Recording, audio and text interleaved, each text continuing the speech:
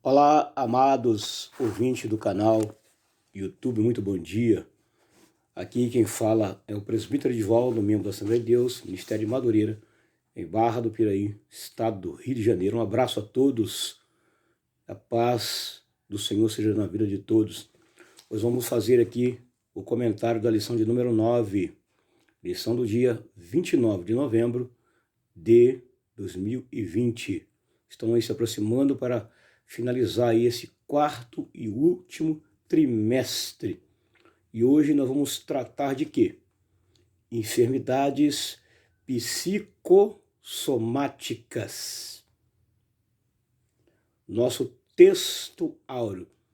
E Deus limpará dos seus olhos toda lágrima, e não haverá mais morte, nem pranto, nem clamor, nem dor. Apocalipse 21, versículo 4, a parte A. Quando vai acabar todo esse sofrimento aqui que está no texto áureo? Quando Jesus voltar. Quando ele voltar, termina isso tudo. Verdade aplicada, é importante que exista uma parceria entre família e igreja para identificação. Segundo, tratamento. Terceiro, acompanhamento. De quem? Daqueles que sofrem diferentes tipos de doenças. São várias: depressão, suicídio e doenças mentais, e assim vai. São vários. Nossos objetivos: aprender a relação entre doença e pecado, ensinar sobre doença mental e suas características e falar sobre a esquizofrenia e o papel da igreja neste quadro. Nosso texto de referência está em Isaías 53, verso 4, depois Mateus, capítulo 10, versículo 5 a versículo 8. Vamos então lá para a nossa introdução. Essa lição tem um objetivo. Qual o objetivo? Explanar sobre doenças psicossomáticas, bem como o quadro da relação entre doença e pecado. Separar o que é doença e o que é pecado. E na esteira será comentada um modo específico sobre a esquizofrenia e o papel da igreja para esses casos. Então, entramos aqui primeiro, vamos fazer uma pergunta. O que é doenças psicossomáticas? O que é doenças psicossomáticas? São doenças que aparecem no corpo, mas com origem na alma. Isso é doença psicossomática. Exemplo, por exemplo, um desconforto gástrico, doença no estômago, na frente da barriga, quando a pessoa se come demais, fica empazinado. Então, é isso aí. Exemplo, corpo e mente, eles trabalham junto. Há uma relação intrínseca entre corpo e mente. Os dois trabalham junto. Tem um ramo da medicina que estuda a relação entre o corpo e a mente. E eles tratam ela como desordem física do corpo, originada ou agravada pela psique ou por processos emocionais do indivíduo. Aleluia. Aí aparece lá, conflitos sociais e familiares, doenças, disfunções do comportamento, os sintomas físicos, tensão que deformam o corpo, entre outros, tá? E dividir também aqui em estresse físico e mental.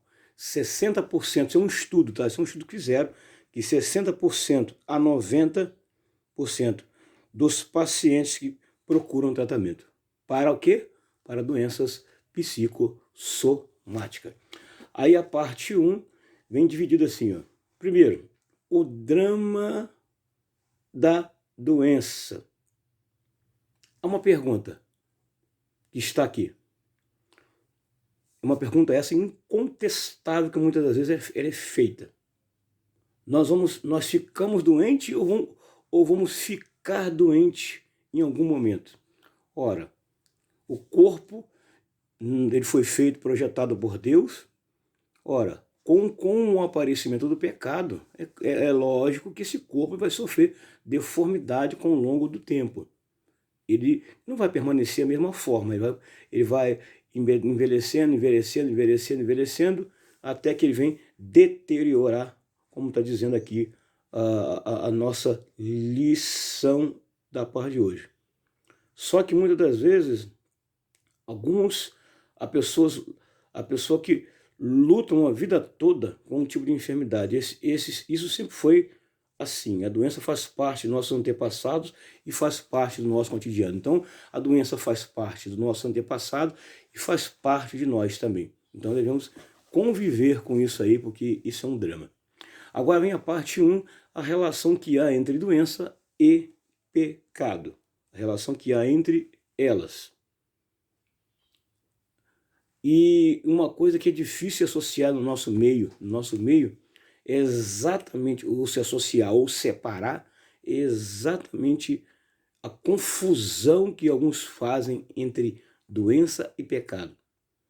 Há alguns que têm uma ideia, uma ideologia aí equivocada de que algumas doenças estão atreladas ao pecado, ou que a pessoa está, melhor dizendo, em pecado. E nem sempre é assim. Porque, do modo geral, todos nós vamos adoecer, porque nós somos pecadores. E Paulo afirma isso aí em Romanos capítulo 3, versículo 23. Porque todos pecaram e estão destituídos da glória de Deus. É o que Paulo fala lá. Então, infelizmente, todo o ser humano foi afetado pela realidade do pecado nas diversas dimensões, espiritual, biológica, psicológica, entre outros. E o plano de Deus, qual é o plano de Deus? Alcançar todas as áreas da vida humana. Deus tratou um plano para isso. Quando o homem pecou lá atrás, houve consequências, Deus tratou um plano lá na frente para curar e restaurar a vida do homem. E a parte 1, 2, nós temos uma promessa.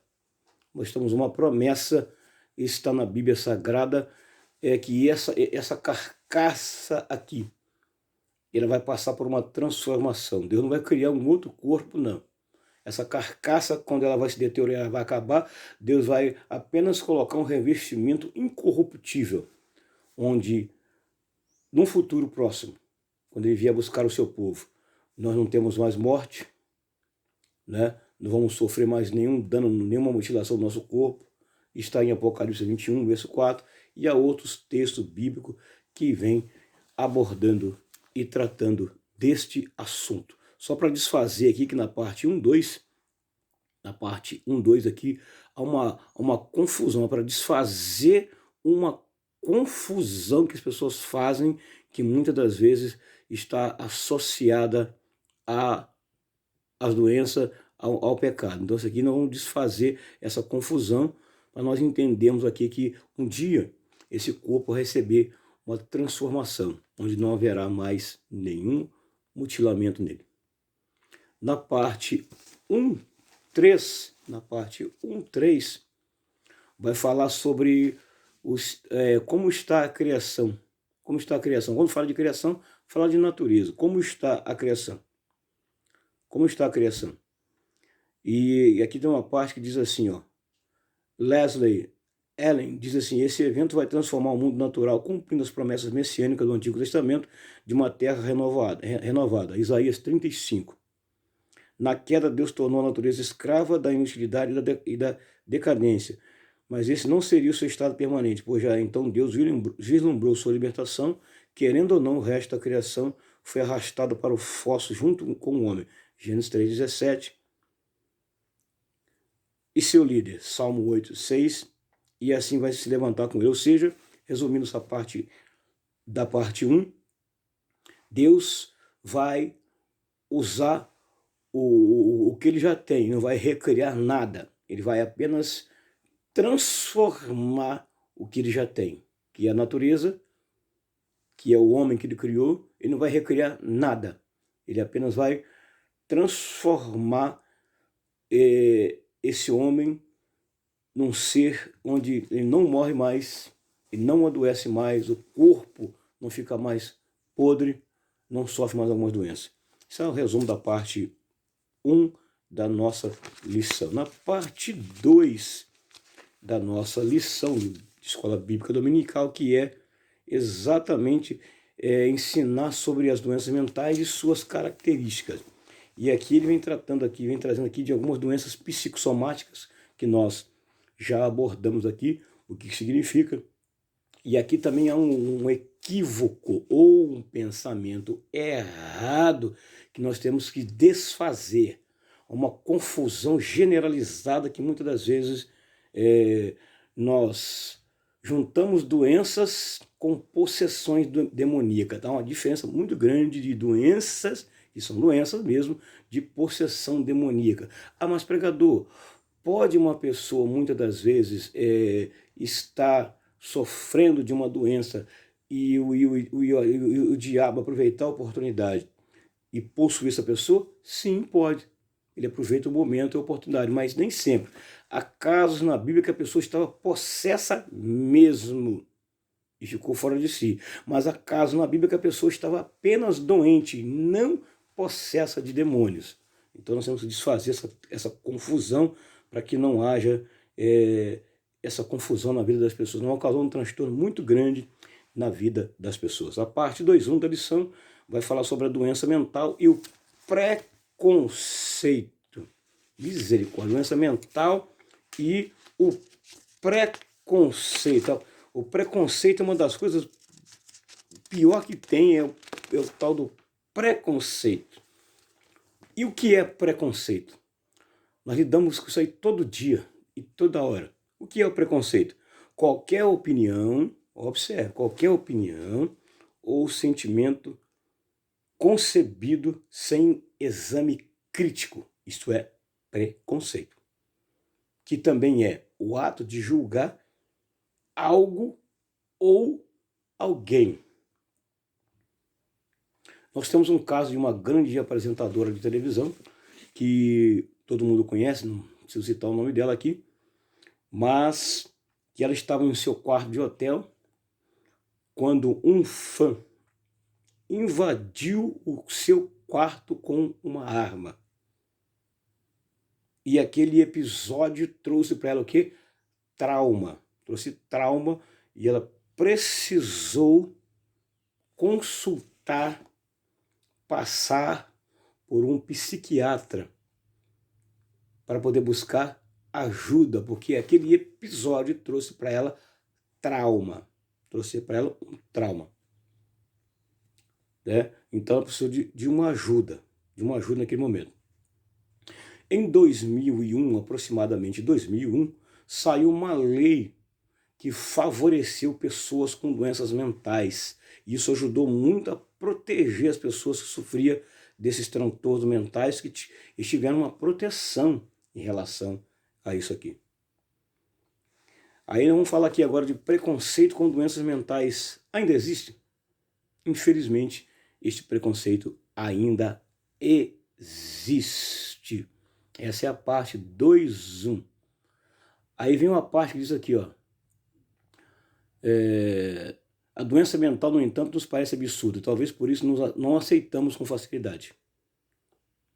Admitimos que alguém sofra com diabetes ou apresente algum problema cardíaco, mas relutamos em aceitar um sintoma da doença mental.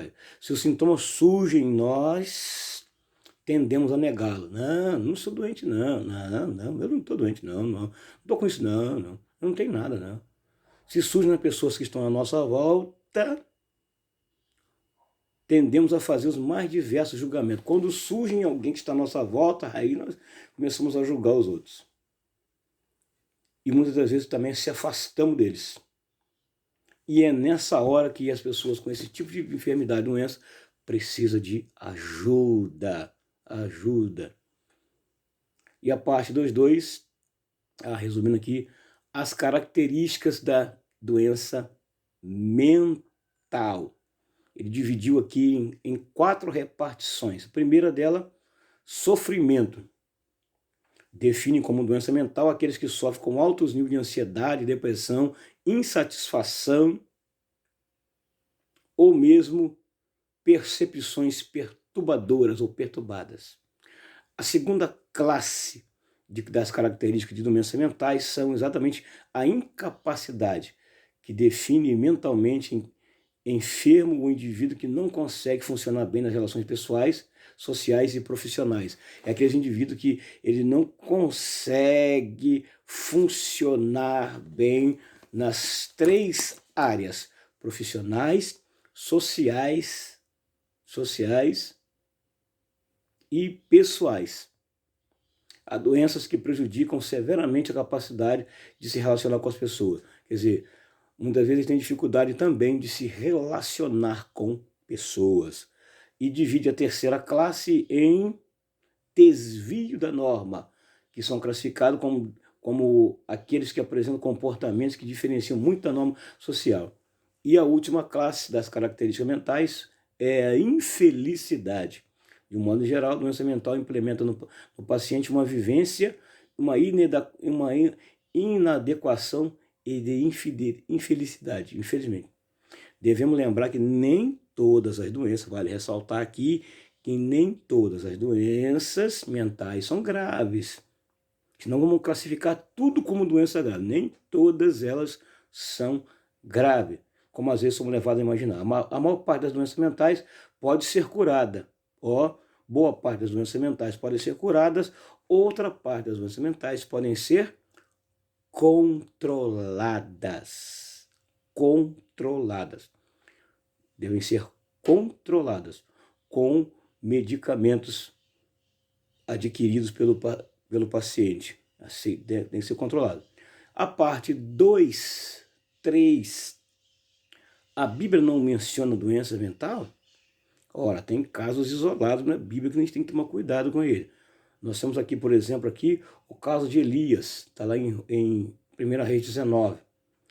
Temos o caso de Davi, no Salmo 38, verso 4, e no Salmo 42, verso 11.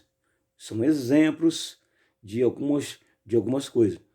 Mas, no entanto, nos tempos bíblicos não havia o conhecimento das doenças mentais como nós temos hoje. Quer dizer, nos tempos bíblicos lá atrás não havia tanto conhecimento das doenças mentais como hoje nós temos. Hoje nós temos uma gama de informações que nos informam sobre doenças mentais. Lá atrás não tinha, mas agora sim, porque a tecnologia avançou muito, a ciência se multiplicou muito. Hoje nós temos informações variadas de tudo quanto é conteúdo, nos informando sobre algumas doenças mentais existentes no nosso planeta. Antes do século XVII, a confusão entre doença mental e manifestações demoníacas era muito comum. Quer dizer, no período do século XVII, a confusão entre doença mental e possessões ou manifestações demoníacas era muito comum. Atualmente, com a quantidade de informações que dispomos, nada justifica mantermos na ignorância contra esse assunto. Quer dizer, hoje nós temos uma gama de informações, então para que vamos nos manter ignorantes contra o assunto? Porque hoje as informações estão bem pautadas, bem visíveis, todo dia nós temos aí especialistas nos informando e trazendo uma definição entre demônios e doenças. Então, informações estão bem visíveis hoje aí e nós temos que se informar, não se desinformar, mas se informar contra esses tipos de doenças que estão por aí. Aqui um comentarista chamado Merrill Tenney afirma que é pouco provável que os hebreus tenham estado sujeitos aos mesmos tipos de doenças típicas do clima semitropical do Oriente Médio. Hoje, por isso, algumas delas são identificáveis nos termos da moderna patologia. Outras, porém, têm suas descrições vagas, como, por exemplo, o couvo, paralisia, a febre, que na verdade são sintomas e não doenças propriamente dita.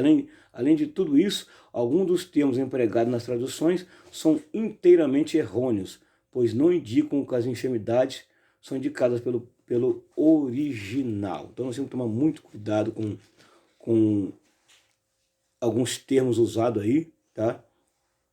E é preciso tomar muito cuidado e se informar, se manter informado. e quando nós nos mantemos informados, nós vamos lidar muito bem. E qual é o papel da igreja? O papel da igreja é acompanhar, é analisar, é distinguir quando uma pessoa está com uma doença mental e quando ele está também com possessão demoníaca. Tem que haver esse discernimento para a gente não causar um transtorno nas pessoas e não trazer também transtornos para nós. A parte 3 dessa lição vai tratar agora do drama da esquizofrenia. Vai tratar do drama da esquizofrenia. Segundo estudos da OMS, Organização Mundial de Saúde, eles dizem que a esquizofrenia é a terceira causa de perda de qualidade de vida, aproximadamente, isso é um cálculo aproximado, entre os 15 e 44 anos. Vamos ver o que a lição também nos diz, que a lição também dá essa lição aí. E também, segundo a orientação deles lá, ela é identificada lá atrás, na fase da adolescência, ou muitas das vezes também pode aparecer na fase adulta. Pode aparecer também na fase adulta. Parte 3 da nossa lição diz assim: o drama da esquizofrenia. Como dissemos, nem todas as doenças mentais são graves ou incapacitantes. Nem todas são graves ou incapacitantes. A depressão, por exemplo, é uma doença mental que atinge um número muito grande de pessoas. Ela atinge.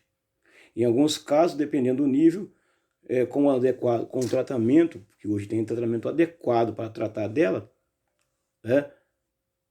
é possível que não afete profundamente a qualidade de vida da pessoa. Mas, infelizmente, não é o caso da esquizofrenia. Então, aqui nós temos a depressão e nós temos a esquizofrenia. Qual que é a mais grave? Talvez seja a esquizofrenia a mais grave. A mais grave. Ela é, talvez, a mais grave de todas elas. Ela é a mais grave de todas elas. Tá. Mas o que é, então, esquizofrenia? O que é esquizofrenia? É uma doença mental que se enquadra no grupo da psicose. Os sintomas dela: perda de contato, é a primeira, com a realidade; alucinações, é a segunda; falta de controle sobre os pensamentos, é a terceira; e desconexão entre a fala do real e aquilo que não é real. Dificuldade de expressar emoções e sentimentos e isolamento. Aí vamos lá para dentro da lição da parte 3. Vamos ver o que a lição da parte 3 fala. Agora, a parte 3.1 da nossa lição. A esquizofrenia é uma das mais graves doenças mentais. Então, está no quadro de doença grave. Embora ela exista desde sempre, mas somente no final do século XIX que ela foi identificada. Inicialmente, ela foi chamada de demência precoce. Foi chamada de demência precoce no final do século XIX. Chamaram ela de doença precoce. Ela foi chamada aqui doença precoce. Mas no início do século XX, aproximadamente no início do século XX, esse termo foi mudado por um outro psiquiatra que ele achou por bem mudar esse termo, por ser uma palavra inapropriada e inadequada. Ele mudou o termo de demência precoce para esquizofrenia. Ele mudou para esquizofrenia, tá? Ele mudou para esquizofrenia. Ele mudou isso aí. No início do século XX, tá? Lembrando que foi no início do século XX que ele mudou isso aí. Demência precoce, pois pensava que era um tipo de sensibilidade, confusão mental e perda de consciência experimentada por pessoas de muita idade, que acontecia no jovem. Aproximadamente, segundo aqui, 3% da população, 3%, pode apresentar os sintomas da esquizofrenia. Mas as causas ainda não são muito claras, não. Sabe, porém, que para todas as doenças mentais é uma das que aponta para mais causas genéticas, biológicas e neurológicas, razão pela qual precisamos estar atentos. Devemos estar atentos. Eu presenciei há alguns anos atrás, logo no início da minha conversão, um caso de esquizofrenia patagônica. Eu vi isso aí e graças a Deus por eu conhecer a família do paciente que estava nessa situação, pude ajudar juntamente com o auxílio de um outro irmão, alguns anos atrás, há 30 e poucos anos atrás, pudemos ajudar e identificar a situação. A princípio, identificamos e alguém perguntou se a gente conhecia aquela pessoa. Sim, eu conheço a família dele, e levamos lá, porque a família dele sabia o que se passava por ele. Portanto, não era possessão demoníaca, era esquizofrenia patagônica. Somente a família sabia lidar e teve o tratamento medicado. Graças a Deus a pessoa está bem hoje, né? É uma ótima pessoa de se lidar e não tenho visto, por enquanto, ele passar por essa situação. Isso foi há 35 anos atrás, aproximadamente. Graças a Deus nós ajudamos a pessoa. Quando surge essa doença? Ela surge por causa do grave comportamento na vida do paciente e por ser uma doença que tende a se manter para sempre, dependendo da sua manifestação. Tá? Pode surgir no final da adolescência e no começo da vida adulta, entre 16, 30 anos, e eu disse lá atrás, entre 15 e 44, isso é variado, isso varia muito. Embora seja possível o surgimento na idade mais avançada, na fase adulta, ela pode surgir na fase adulta. Não é uma regra, tá? Isso não é uma regra, não é uma regra. Trata-se de uma doença que desorganiza e perturba a pessoa de modo intenso, que ela se torna incapaz de continuar levando a sua vida normalmente. Seu comportamento logo é percebido como estranho e bizarro, incomum, e muitas pessoas até mesmo se sentem ameaçadas por desconhecerem. Tem que conhecer. Graças a Deus que eu conheço mais pessoas que têm essa situação, e graças a Deus a gente sabe como lidar. Eu soube como lidar no início, e a gente deve saber como lidar com esse tipo de esquizofrenia. Outra experiência comum é o delírio, quer dizer, é o delírio. É uma crença que o indivíduo nutre, mas que não é real. Na maioria das vezes não é possível. O delírio mais comum é o de perseguição. A pessoa acha que tem alguém perseguindo ele. Isso é um delírio. Acha que tem alguém perseguindo ele. A pessoa tem muitas das vezes a convicção que está sendo perseguida por alguém e que quer matá-la, eliminá-la e destruí-la. Mas também há delírio que a pessoa acredita ser outra pessoa, ou seja, tem uma dupla personalidade. Ela passa por uma outra pessoa famosa de TV, religiosa, ou mesmo Jesus. Nós temos pessoas aí que estão se passando por Jesus. O quê? Isso é a doença que mexe com a pessoa. A parte 3 da nossa lição, o papel da igreja diante dessa situação. Não é apenas o paciente que sofre com a sua doença, mas também sofre o que estão à volta. O doente sofre, mas quem está em volta dele também sofre, especialmente a família. Nesse sentido, a igreja é bem orientada e consciente, pode funcionar como um ponto de apoio e suporte para os pacientes. Esse aqui é o papel da igreja para o paciente, para a família. O papel da igreja, servir de suporte e apoio para a pessoa nesse momento tão difícil. Na verdade, o desafio da igreja do mundo atual é expor com clareza que na família de Deus há lugar para todos. Mateus 11, 28, 29 e 30, onde Jesus diz: vinde a mim, todos vós que estáis cansados e sobrecarregados, e eu vos aliviarei. E eu vos aliviarei. No Brasil, aproximadamente 1.600.000 pessoas podem estar passando por esse momento nesta hora. A cada ano, 56.000 pessoas manifestam pela primeira vez. Isso atinge homens e atinge mulheres. Segundo dados, atinge mais cedo no homem entre os 20 e 25 anos, na mulher entre os 25 e 30 anos. Então, o que eu ensinei hoje? Sobre doenças psicossomáticas. Então, o que eu ensinei hoje? Doenças e psicossomáticas.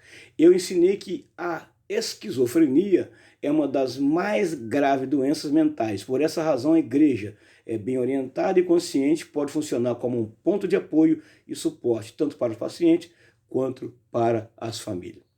Então, hoje eu ensinei aqui, ou fiz o resumo da lição de número 9, tratando de doenças psicossomáticas, o que é, qual é o papel, qual é a diferença entre possessão demoníaca e doenças mentais. Foi o que eu ensinei hoje na lição de número 9. Que Deus nos abençoe e nos guarde no seu eterno e bondoso amor. Não se esqueça, deixe o seu like, se inscreva no meu canal, tá? Dê um joinha lá embaixo, no rodapé, tá? Deixe lá o seu like, faça o seu comentário e se inscreva no meu canal. Deus abençoe a todos, em nome de Jesus. Aleluia.